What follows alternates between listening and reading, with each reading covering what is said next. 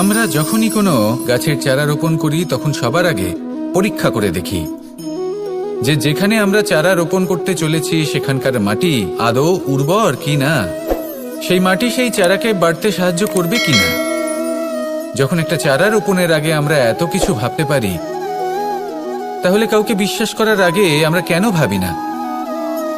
জীবনে কখনো এই বিশ্বাসরূপী চারা কোথাও রোপণ করার আগে বোঝার চেষ্টা করুন যে যার উপর আপনি বিশ্বাস করতে চলেছেন সে কি আদৌ আপনার বিশ্বাসের যোগ্য কি না। ভেবে দেখুন সেই ব্যক্তি ভবিষ্যতে গিয়ে আপনার বিশ্বাস ভাঙতে পারে কি না। এটাও ভেবে দেখুন যে যাকে আপনি বিশ্বাস করতে চলেছেন তাকে আপনি বিশ্বাস করলে নিজের জীবনের উদ্দেশ্যে আপনি অগ্রসর হতে পারবেন কি না। আর তার জন্য প্রয়োজন সঠিক সিদ্ধান্ত, পরখ করা, কোনটা উচিত কোনটা অনুচিত সেটা বোঝা। আর তাতে কিন্তু আপনি সন্দেহবাতিক হবেন না, তাতে আপনি আরো নিপুণ হয়ে উঠবেন। তাই যদি আপনি নিপুণ হয়ে উঠতে চান তাহলে বোঝার চেষ্টা করুন, পরখ করে দেখুন, কোনটা উচিত কোনটা অনুচিত বুঝুন। আর বিশ্বাস তখনই করুন যখন আপনি 100% নিশ্চিত হবেন যে সে বিশ্বাসের যোগ্য। আসুন আমার সাথে ভালোবেসে বলুন, রাধা রাধা। রাধা কখনো কখনো আমার জন্য বড়ই সুগন্ধি আতর নিয়ে আসে, পারিজাত ফুলের মালা নিয়ে আসে আমার প্রসাধন করবে বলে, এবং আমার সব থেকে বেশি প্রিয় মাখন নিজে হাতে বানিয়ে আনে আমাকে নিজে হাতে খাইয়ে দেবে বলে, সবকিছু আমাকে প্রসন্ন করবে বলে। কিন্তু আপনি কখনো ভেবেছেন যে এই আতর কিভাবে বানানো হয়?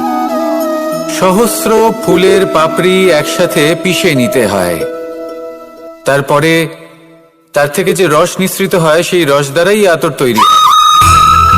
অনেক সংখ্যক ফুলকে অসীম যন্ত্রণা ভোগ করতে হয়, তবে তারা আমার প্রসাধন সামগ্রী হয়ে উঠতে পারে। দুধ থেকে মাখন তৈরি করার জন্য কতটা পরিমাণ মন্থন সহ্য করতে হয় সেটা আপনি জানেন। ঠিক সেই রকমই হলো আমাদের জীবনও। বিপদও আসে, কঠিন পরিস্থিতিও আসে, এর সম্মুখীন হতে শিখুন। মনে রাখবেন আপনি হলেন সেই দুধ যাকে মন্থন সহ্য করতে হবে মাখন হয়ে ওঠার জন্য। মনে রাখবেন আপনি হলেন সেই ফুলের মতন যাদের পিষ্ট হতে হবে সুগন্ধি আতর হয়ে ওঠার জন্য, যাকে এই সংসার পছন্দ করে।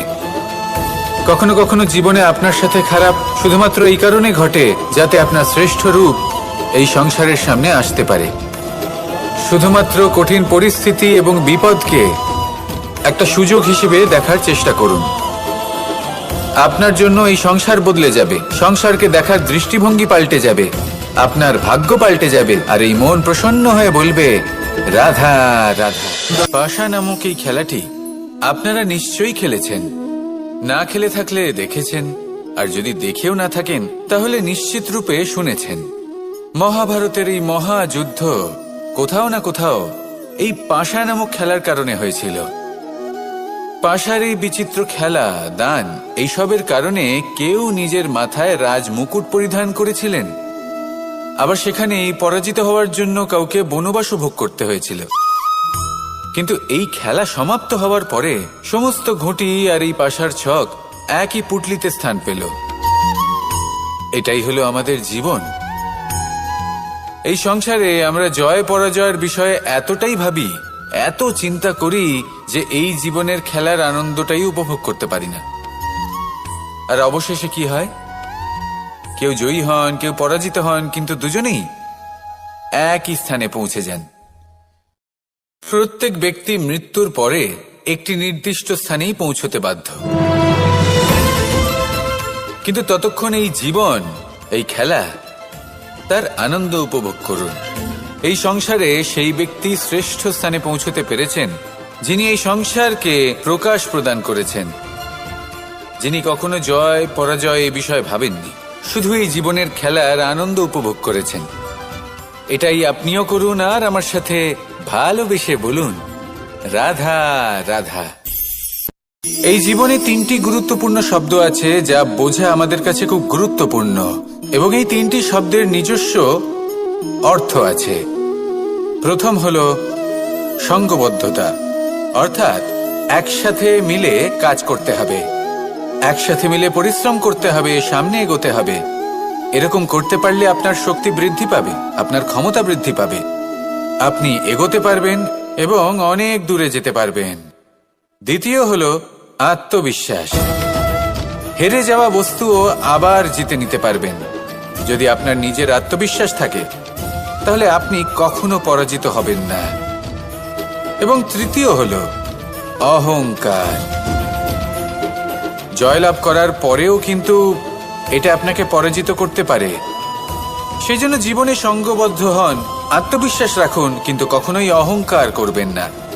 এই অহংকার আপনার থেকে সবকিছু কেড়ে নিতে পারে। এই অহংকারের জন্যই মথুরাপতি কংস নিজের পতনের দিকে অগ্রসর হয়েছিলেন। এই অহংকারকে ত্যাগ করুন আর আমার সাথে ভালোবেসে বলুন, রাধা রাধা। এই সংসারে সব থেকে বেশি কঠিন কাজ কোনটা? কেউ বলবেন যুদ্ধ করা, কেউ বলবেন ধন অর্জন করা, আবার কেউ বলবেন জ্ঞান অর্জন করা সব থেকে বেশি কঠিন। এবার প্রত্যেক ব্যক্তির নিজস্ব অভিজ্ঞতা আছে আর সেই অনুসারে তার নিজস্ব একটা উত্তর আছে। সাধারণভাবে দেখতে গেলে এই সংসারে সব থেকে কঠিন হলো তপস্যা করা, অর্থাৎ সব কিছু ত্যাগ করে তপস্যায় নিজেকে বিলীন করে দেওয়া। এবার এর থেকে বেশি কঠিন এই সংসারে আর কি বা হতে পারে?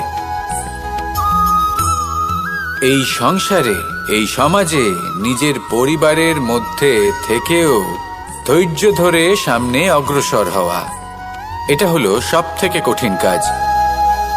কারণ যখন আপনি তপস্যা করেন তখন সেখানে আপনার ধৈর্য ভাঙার মতো কেউ থাকেন না, না কোনো বন্ধু, না কোনো আত্মীয়, না কোনো শত্রু, কেউ না।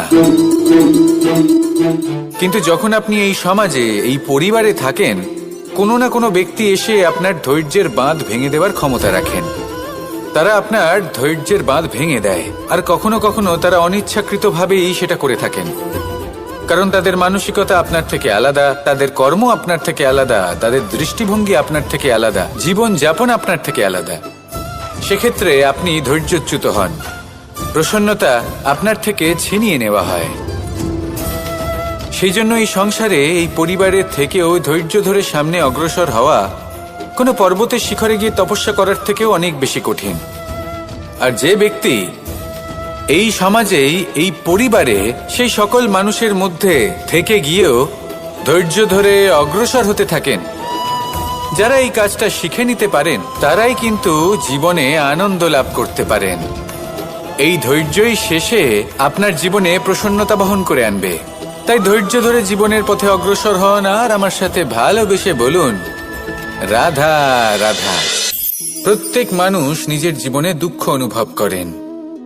প্রত্যেকের দুঃখ আলাদা হতে পারে। কারোর মনে এই দুঃখ থাকে যে সে তার বাবা মায়ের সব ইচ্ছে পূরণ করতে পারেননি। কেউ এটা ভেবে দুঃখ পান যে সে চিরকাল সদাচার করেছেন, সৎকর্ম করেছেন, কিন্তু তাও তাকে দুরাচারী বলে মনে করা হয়। কেউ এটা ভেবেও দুঃখ পান যে তার সামনে যে ব্যক্তি রয়েছেন তার চোখে তিনি শত্রু হয়ে উঠেছেন বা দুষ্ট হয়ে উঠেছেন, যেখানে তিনি হয়তো কোনো অনুচিত কাজই করেননি। এবার এই সমস্ত বিষয় নিয়ে ভেবে নিজের ব্যক্তিত্ব নিয়ে সন্দেহ প্রকাশ করবেন না। যদি নিজের ব্যক্তিত্ব নিয়ে কোনো সন্দেহ থেকে থাকে তাহলে কর্ম সংক্রান্ত প্রশ্ন করুন যে আপনি যা করেছেন তাতে কি উচিত ছিল, কি অনুচিত ছিল। যেটা প্রয়োজন সেটা এটা বোঝার যে আপনার অন্তর্মন, আপনার বিবেক আপনাকে কি বলছে, আর আপনার অন্তর্মন আর আপনার বিবেক আপনাকে যেটা করতে বলবে শুধু সেটাই করুন। আর তারপরে এই সংসার কি বলবে, কি ভাববে সেসব নিয়ে ভাবতে যাবেন না। কারণ এই সংসার তো ঈশ্বরকেও প্রশ্ন করে থাকে, ঈশ্বরকেও দোষী মনে করে। কখনো কখনো যখন কোনো ঘটনা মানুষের ইচ্ছা অনুযায়ী ঘটে না, তখন মানুষ এটা বলে যে হে ঈশ্বর, আপনি আমার পাশে থাকলেন না, আপনি বড়ই কঠোর, এটা আপনার দোষ। যেখানে বেশিরভাগ সময় হয়তো সে নিজেই নিজের কর্মফল ভোগ করছে, আর কখনো কখনো ঈশ্বর হয়তো তার জন্য আরো ভালো কোনো পরিকল্পনা করে রেখেছেন, কিন্তু মানুষ সেটা বুঝতে পারে না। তাই দিনের শেষে যেটা প্রয়োজন সেটা হলো নিজের মনের কথা বুঝতে হবে। আপনার বিবেক কি বলছে শুধু সেটাই করুন। আর সামনে এগোতে থাকুন। আমার সাথে ভালোবেসে বলুন, রাধা রাধা। পরিবর্তন, এটা হলো সৃষ্টির অমূল্য নিয়ম। এই সংসারে সবকিছু সময়ান্তরে পরিবর্তিত হয়, এই সময়ও পরিবর্তিত হয়। পরিবর্তন চিরকাল হয়ে এসেছে আর চিরকাল হতে থাকবে। কিন্তু এবার আমরা সেই পরিবর্তন কিভাবে লাভ করব, যেটা আমাদের প্রয়োজন, যেটা আমরা চাই। আমরা জীবনে বিকাশ চাই। এই বিকাশ কিভাবে লাভ করতে পারি? এই প্রকৃতি কিন্তু আমাদের অত্যন্ত উত্তম উদাহরণ দিয়ে বুঝিয়েছে। একটি বিন্দুর উদাহরণ দিয়েছে, যা ভবিষ্যতে একটা বিশাল নদীর আকার ধারণ করে। এটা কিভাবে হয়? মেঘ থেকে একটি বিন্দু ঝরে পড়ে সেই পর্বতের ওপর যেখানে হিম আছে।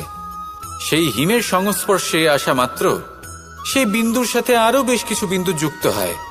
তারপর তারা অগ্রসর হয়, আরো কিছু বিন্দু যুক্ত হয়, আস্তে আস্তে একটা ক্ষীণ ধারার রূপ ধারণ করে। এবং সেটাই ভবিষ্যতে আরো এগোতে থাকে। অনেকটা যাওয়ার পর যখন অনেক সংখ্যক বিন্দু একসাথে যুক্ত হয়, তখন সেটা বিশাল নদীর আকার ধারণ করে। এবার আমরা মানুষ বলে আমাদের সাথে এই নিয়মের অন্যথা হয় তা নয়। আমরাও এই প্রকৃতির অংশ। আমাদের ক্ষেত্রেও একই নিয়ম প্রযোজ্য। যখন পরিশ্রম করে অনেক সংখ্যক বিন্দু আমরা একত্রিত করব, তখনই পরিবর্তনের নদী প্রবাহিত হবে। প্রয়োজন হলো নিরন্তর পরিশ্রম করা এবং ধৈর্য ধরা। এটা করতে থাকুন, জীবনে সবকিছু লাভ করতে পারবেন। কারণ প্রকৃতি আমাদের এটাই শিখিয়েছে। আর আমরা এই ব্রহ্মরই একটি অংশ, যার দ্বারা এই ব্রহ্মাণ্ড নির্মিত। আসুন আমার সাথে ভালোবেসে বলুন, রাধা রাধা। কখনো এই প্রকৃতির দিকে তাকিয়ে থাকবেন।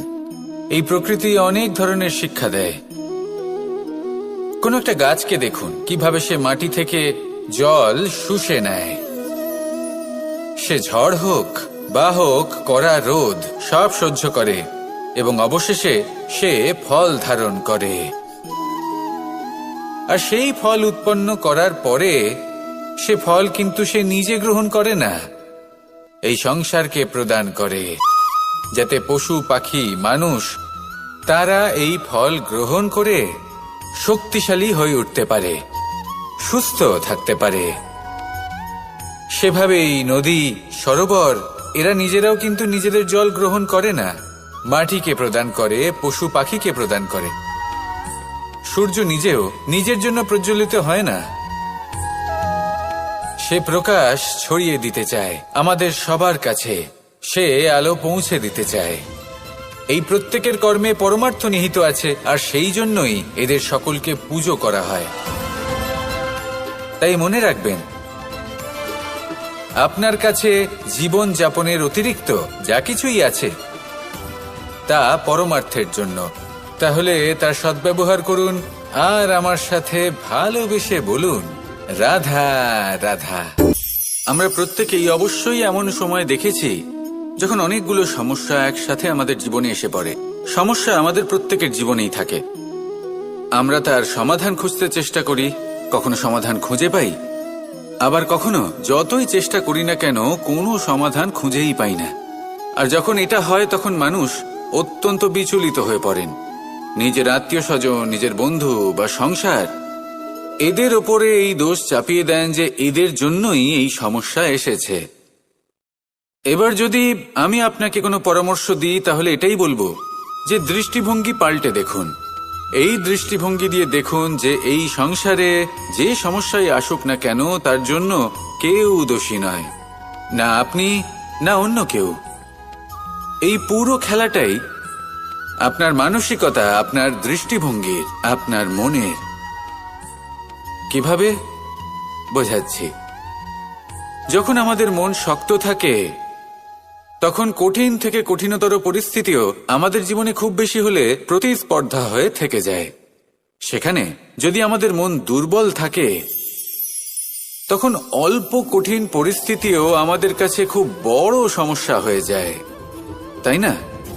একটা শক্ত মন কঠিন পরিস্থিতিকে প্রতিস্পর্ধা হিসেবে দেখে আর তার মধ্যে ওটা সুযোগ খুঁজে নেয়। আমাদের শুধু এটাই করতে হবে।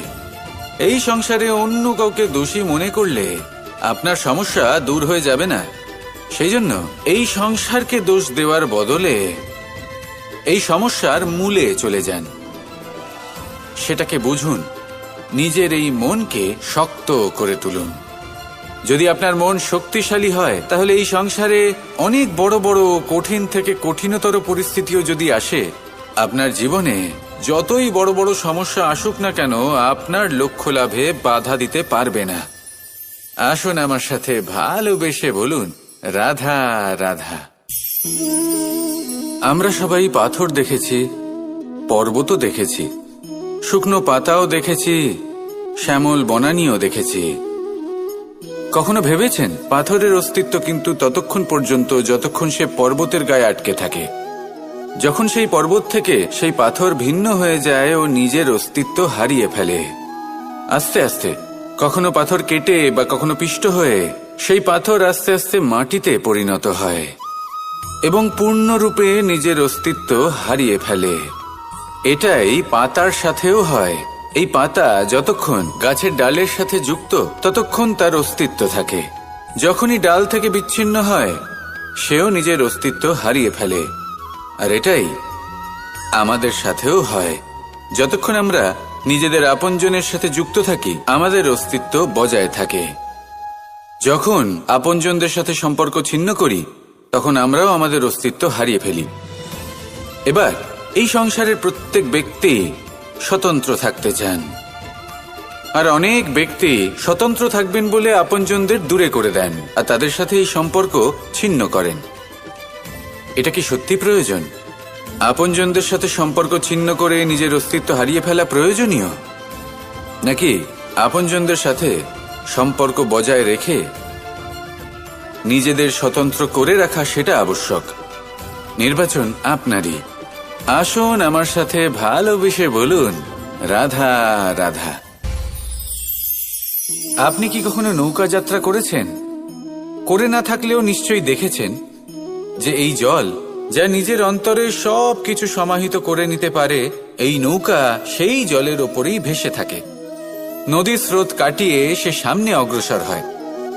কিন্তু যদি এই নৌকায় কোনো ছিদ্র হয় তাহলে কিন্তু সেই নৌকা ডুবে যাবে। আর এতে কোনো তফাৎ হবে না যে সেই ছিদ্র ছোট নাকি বড়, নৌকা ডুবে যাবে। এই ছিদ্র হলো আমাদের জীবনে আমাদের অপগুণ, আমাদের দোষ, আমাদের বিকার। কখনো এটা ভাববেন না যে এই দোষ খুবই ছোট, এতে কিছুই যাবে আসবে না। না, সেই ছোট দোষ, সেই ছোট বিকার যদি সেটাকে শুধরে না নেন তাহলে সেটা আপনাকে আপনার পতনের দিকে নিয়ে যাবে। শেষ পর্যন্ত এটা আপনার উপর নির্ভরশীল যে আপনি কি চান। আপনার জীবনের এই নৌকা এভাবেই ডুবে যেতে দেখবেন, নাকি নিজেকে শুধরে নিয়ে সেই নৌকার সেই ছিদ্রটাকে ভরিয়ে তুলতে চাইবেন? নির্বাচন আপনার। আসুন আমার সাথে ভালোবেসে বলুন, রাধা রাধা। জল, জলই পৃথিবীতে বেঁচে থাকার জন্য আবশ্যক তো বটেই, কিন্তু এই জল আমাদের একটা অত্যন্ত গুরুত্বপূর্ণ শিক্ষা প্রদান করে।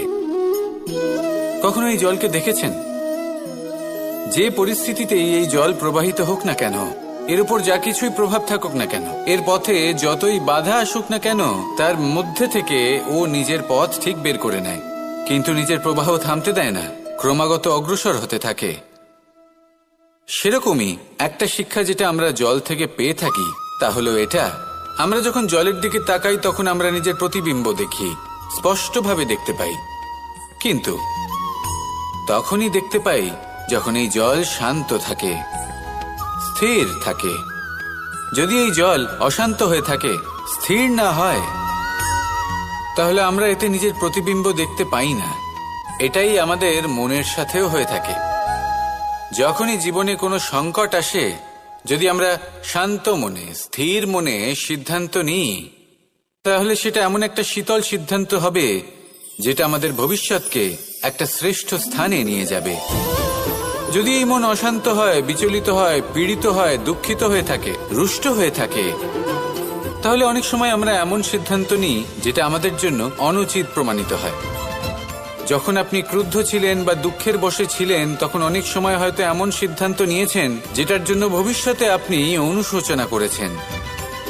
এবার দেখুন, এই আবেগগুলো থেকে আমরা পালাতে পারবো না, কিন্তু এই আবেগগুলো আপনার উপর কতটা প্রভাব ফেলবে সেটা আমরা অবশ্যই ঠিক করতে পারি। এই মনকে আমরা নিয়ন্ত্রণ করতে পারি। এটাই করুন, চিন্তা করুন, এই মনকে শান্ত রাখুন, স্থির হতে চেষ্টা করুন, আর তারপরে সিদ্ধান্ত নিন। আসুন আমার সাথে ভালোবেসে বলুন, রাধা রাধা। এই সংসারে ভৌতিক বস্তুরও নিয়তি আছে। যারাই এই সংসারে আসে বা উৎপন্ন হয় তারা কিছুমাত্র সময় পর্যন্তই এখানে থাকতে পারে, আর তারপরে সেও লুপ্ত হয়ে যায়, অর্থাৎ সে নিজেও এই পঞ্চমহাভূতে সমাহিত হয়ে যায়। আমাদের সাথেও ঠিক এটাই হয়। সেই জন্যই ঈশ্বর দ্বারা প্রদত্ত এই উপহারের বিষয় ভাবুন, এই জীবনের বিষয় ভাবুন। ঠিক যেমন বিশ্বাস ভঙ্গ হলে কোনো ব্যক্তি আমাদের কাছে অপরিচিত হয়ে যান, ঠিক সেরকমই শেষ নিঃশ্বাস ত্যাগের পর এই শরীরও আমাদের কাছে পরই হয়ে যায়। তাই এই শরীর থাকাকালীন শ্রেষ্ঠভাবে একে সদ্ব্যবহার করুন, এই জীবনে শ্রেষ্ঠ কর্ম করুন। আর এই জীবনকে শ্রেষ্ঠভাবে যাপন করার জন্য কিছু কথা বোঝা প্রয়োজনীয়। যদি আপনি কারোর প্রশংসা করেন তাহলে পূর্ণ হৃদয় দিয়ে করুন। যদি আপনি হস্তক্ষেপ করে থাকেন তাহলে মস্তিষ্ক দ্বারা করুন। যদি আপনি সমীক্ষা করেন তাহলে বিবেক দ্বারা করুন। যদি আপনি ধন অর্জন করতে চান তাহলে নীতি অনুসারে চলুন। যদি জীবনযাপন করতে চান তাহলে রীতি মেনে করুন। আর যদি ঈশ্বরের ভজন করতে চান তাহলে ভক্তিভাব নিয়ে করুন। শুধু এই কথা মনে রাখবেন যে আপনার এই জীবন কিন্তু অনিশ্চিত কাল পর্যন্তই আছে। কতক্ষণ আছে সেটা কেউ জানে না। তাই কিছু মুহূর্ত যেটা যাপন করতে আমরা এখানে এসেছি, সেখানে ক্রোধ, অহংকার, ঈর্ষা, এইসব আবেগের কি গুরুত্ব বলুন তো? এগুলো ত্যাগ করুন। মানুষকে ক্ষমা করতে শিখুন। আস্তে আস্তে বিশ্বাস করতে শিখুন। এই সংসারে নিঃস্বার্থভাবে প্রেম করতে শিখুন আর সবার মধ্যে আনন্দ বিতরণ করুন। তাই এই সব গুণ যদি আপনি আত্মসাৎ করতে পারেন তাহলে আপনার জীবনে শুধু আনন্দ এবং আনন্দই বিরাজমান হবে। আসুন আমার সাথে ভালোবেসে বলুন, রাধা রাধা। এবার কখনো কখনো জীবনে আমাদের মনে হয় যে চতুর্দিকে শুধুমাত্র অন্ধকারই হয়ে আছে। প্রত্যেকেরই তা কখনো মনে হয়। আর তখনই আমাদের নিরাশ হলে চলবে না, আমাদের দুঃখী হলে চলবে না। সেই সময় আমাদের খুঁজতে হবে নিজেদের আশেপাশে, চতুর্দিকে আর কোথাও না কোথাও আমরা প্রকাশ অবশ্যই দেখতে পাব। আশার একটা কিরণ অবশ্যই দেখতে পাব। কেউ এমন একটা কর্ম করেন যেটা দেখে আমরা প্রেরিত হয়ে যাই। আর এমন কোনো কর্ম যদি আপনারা করেন তাহলে সেই কর্ম আপনার মনকে প্রসন্ন ভাব, আনন্দ এবং ভালোবাসা দ্বারা ভরিয়ে তুলবে। আপনার অন্তরের সেই অন্ধকারের অন্ত করবে, দুঃখেরও অন্ত করবে। আর এই মন প্রসন্ন ভাব নিয়ে বলবে, রাধা রাধা। যদি কোনো সিংহ বানরের মতো গাছে চড়তে চেষ্টা করে তাহলে কি হবে? একটা মাছ যদি মাটিতে হাঁটতে চেষ্টা করে তাহলে কি হবে? তারা বিফলই হবে। কিন্তু এরকম কেন হয়? তার কারণ হলো প্রকৃতির রচনা কিছুটা এরকম। এখানে প্রত্যেকটি ব্যক্তিকে, প্রত্যেকটি প্রাণীকে আলাদা আলাদা গুণের অধিকারী করা হয়েছে এবং সকলকে একটা সীমাও প্রদান করা হয়েছে। এবার এই যে বৃক্ষ, পশু, পাখি, এদের মধ্যে সেই ক্ষমতাই নেই যে এরা নিজেদের যাচাই করতে পারবে, নিজেদের সীমাগুলো বুঝতে পারবে, নিজেদের সদ্গুণগুলো চিনতে পারবে। এরা সেটা করতে পারবে না। কিন্তু মানুষ তো আলাদা। মানুষের কাছে সেই বিশেষ শক্তি আছে যে তারা পূর্ণরূপে নিজেদের যাচাই করতে পারবে, নিজেকে পূর্ণরূপে বুঝতে পারবে, নিজের দোষ, নিজের অপগুণ, নিজের সদ্গুণ, নিজেদের সীমাগুলো তারা বুঝতে পারবে। আর এটা অত্যন্ত গুরুত্বপূর্ণ। কথায় আছে যে যদি সাফল্য লাভ করতে হয় তাহলে নিজেকে যাচাই করে নিতে হবে।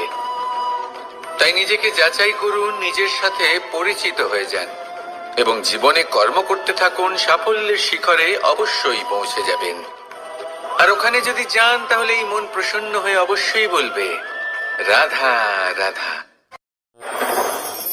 বনের মধ্যে যদি আপনি কোনো বিষাক্ত সাপ দেখেন তাহলে কি করবেন? আপনি তখনই তার থেকে দূরে পালাতে চেষ্টা করবেন। আর এটা কেন করবেন? নিজের রক্ষার্থে। এই কথা আমি নয় মেনে নিলাম, কিন্তু নিজের জীবনে এটা করেন না কেন? আপনি যেখানেই যান, যে স্থানেই যান না কেন, প্রত্যেক সময় প্রত্যেক মুহূর্তে এমন বিষাক্ত সাপ আপনি অবশ্যই খুঁজে পাবেন। আর সেই সাপ নয় যাদের আপনি বনে খুঁজে পাবেন, এরা হলো সেই সাপ যা আপনাকে পাপ করতে বাধ্য করবে। আপনার অন্তরের বাসনা, ক্রোধ, অহংকার, লোভ, ঈর্ষা এদের বৃদ্ধি ঘটাবে। দেখুন, বনের এই সাপ আপনাকে একবার ছেড়ে দিতেও পারে, ছোবল নাও মারতে পারে, কিন্তু এই যে পাপরূপী সাপ আছে তা অবশ্যই ছোবল মারবে। কর্ম যদি করেন তাহলে অবশ্যই ফল পাবেন। সেই জন্য যখনই কোথাও যাবেন, যদি এমন কাউকে দেখেন, যদি এমন কিছু দেখেন যে আপনাকে পাপ করতে বাধ্য করছে, তাহলে সেই মুহূর্তে সেখান থেকে পালিয়ে যান। যেমন বনের সাপ দেখে আপনি পালাতে থাকেন। সৎকর্মের রক্ষা অত্যন্ত আবশ্যক। আসুন আর আমার সাথে ভালোবেসে বলুন, রাধা রাধা। মনুষ্য জীবনের সব থেকে বেশি গুরুত্বপূর্ণ বিষয় হল মনের একাগ্রতা। এই সংসারের যে কটি মহান কার্য সম্পাদন হয়েছে তা হলো মনের এই একাগ্রতার একমাত্র ফল।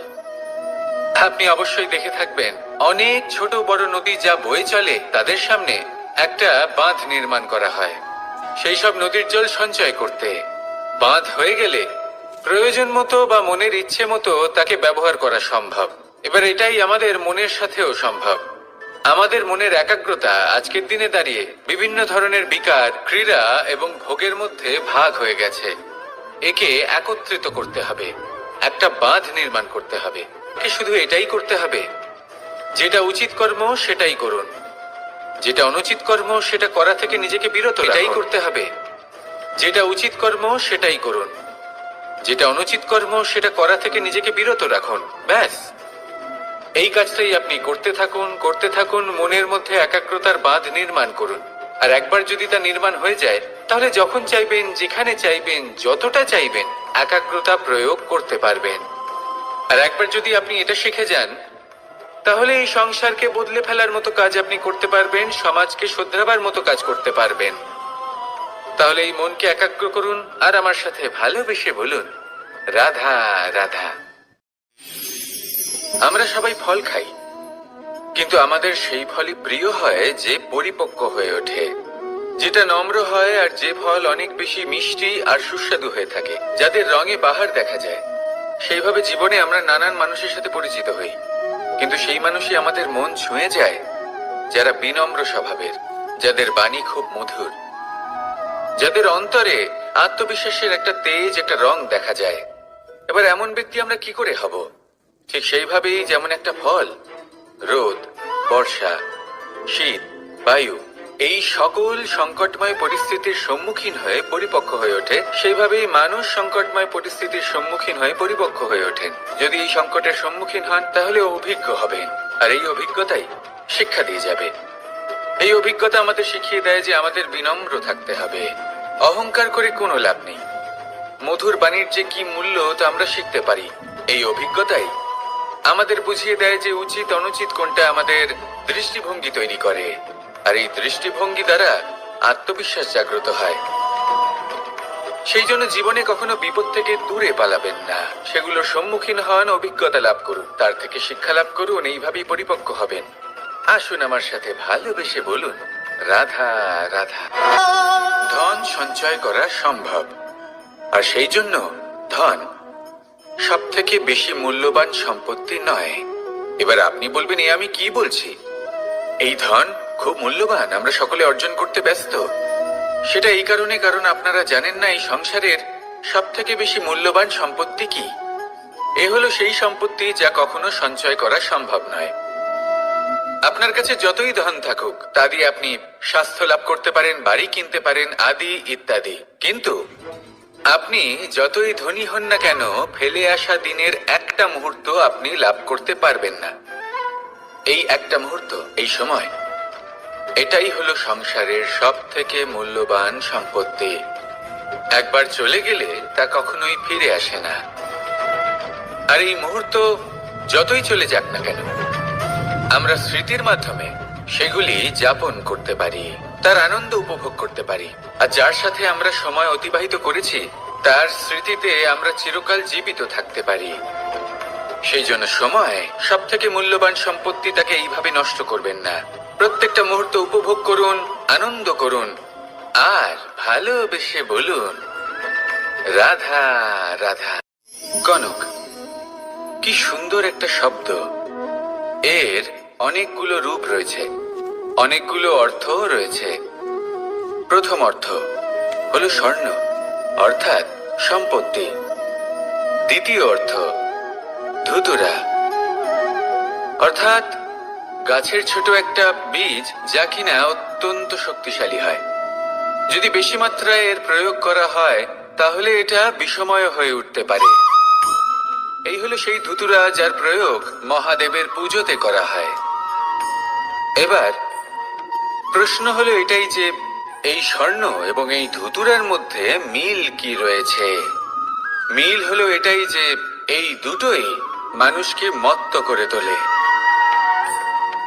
ধুতুরা মানুষকে তখন মত্ত করে যখন তাকে সেবন করা হয়, কিন্তু স্বর্ণ, ধন, সম্পত্তি, মানুষ এটা যতটাই অর্জন করে নেয় সেটাই যথেষ্ট।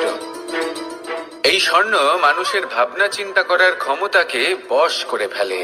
মানুষ সম্পত্তির লোভে মত্ত হয়ে ওঠে, কারণ যে যত চমৎকারী, যতটা অমূল্য হয় তাকে সামলানো কিন্তু ততটাই কঠিন, তাই না? তাই মনে রাখবেন, ধন, স্বর্ণ, সম্পত্তি এগুলো ধুতুরার থেকেও অনেক বেশি বিষাক্ত হতে পারে। তাই এর ওপর আত্মসংযমের একটা কবচ পরিয়ে রাখবেন এবং বিবেকের শক্তির সাথে এগুলো প্রয়োগ করুন, তবেই কল্যাণ হবে। আসুন আমার সাথে ভালোবেসে বলুন রাধা রাধা। রোগ যদি এসে থাকে তাহলে তার ওষুধও অবশ্যই আসে। সমস্যা যদি আসে তাহলে সেই সমস্যার সমাধানও নিজে থেকেই আমাদের কাছে চলেই আসে। এই সংসার, এই জীবনের শুধুমাত্র একটাই নিয়ম আছে, আর তা হলো এটাই, এই সংসার হলো একটা চক্রের মতো। এতে শাশ্বত বলে কিছু নেই, নিত্য বলে কিছু নেই, আর যা কিছুই রয়েছে সব বদলাতে চলেছে।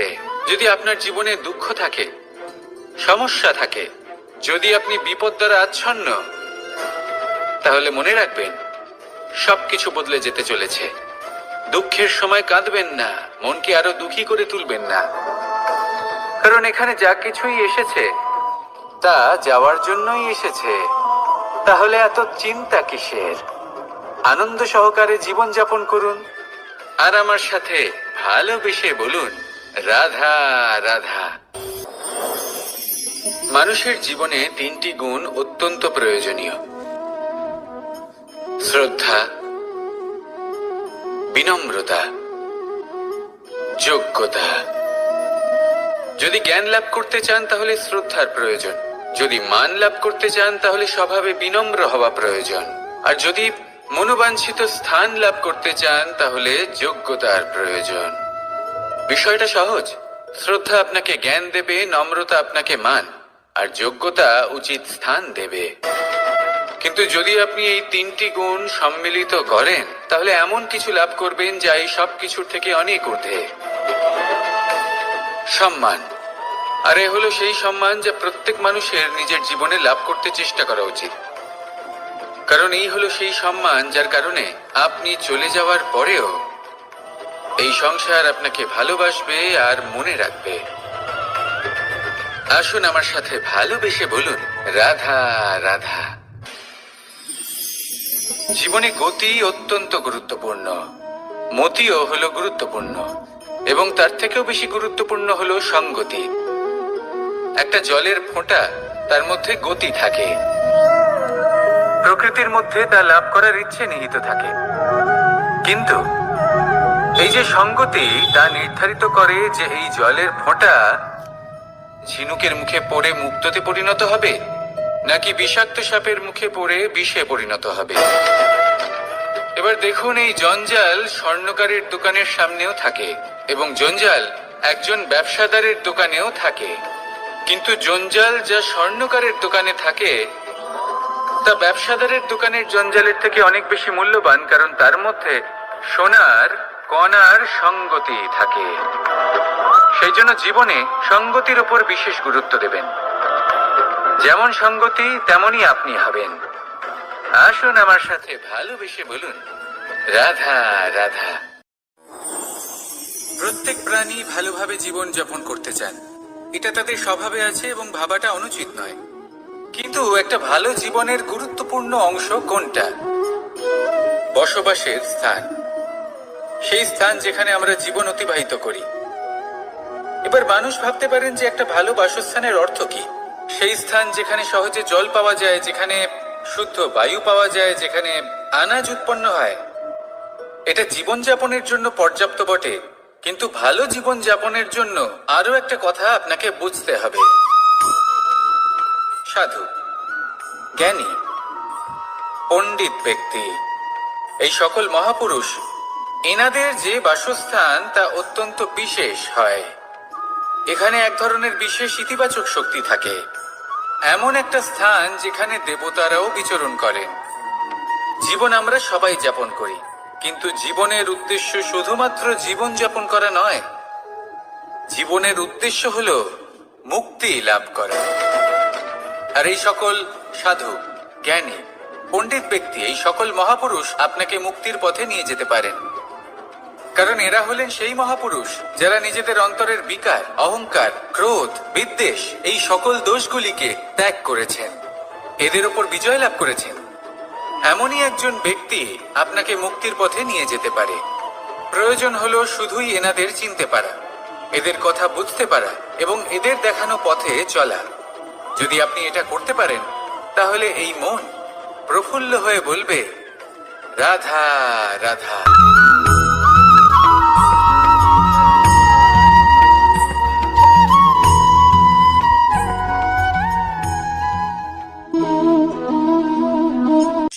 এই শুকনো পাতাটিকে দেখুন, নিষ্প্রাণ হয়ে পড়েছে। একটা গাছের ডালে ছিল, সেই গাছ ওর লালন পালন করত। যখন যখন বাতাস বইত, এই পাতায় কম্পন দেখা দিত, মনকে প্রফুল্ল করে তুলত। কোনো একদিন এই পাতা গাছের ডাল থেকে ঝরে পড়ে গেল।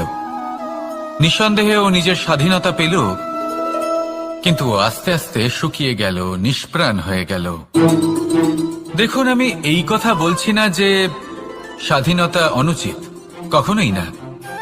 কিন্তু যে কোনো পরিস্থিতিতে স্বাধীন হতে চাওয়া এটা নিশ্চিতরূপে অনুচিত। আমরা যদি আমাদের জীবনে পরিবারের গুরুত্ব ভেবে দেখি, তাহলে এই পরিবারে যতই মতভেদ থাকুক না কেন, যতই মনোমালিন্য থাকুক না কেন, যতই বিবাদ থাকুক না কেন, এই সব মিটিয়ে নেওয়া অত্যন্ত প্রয়োজনীয়।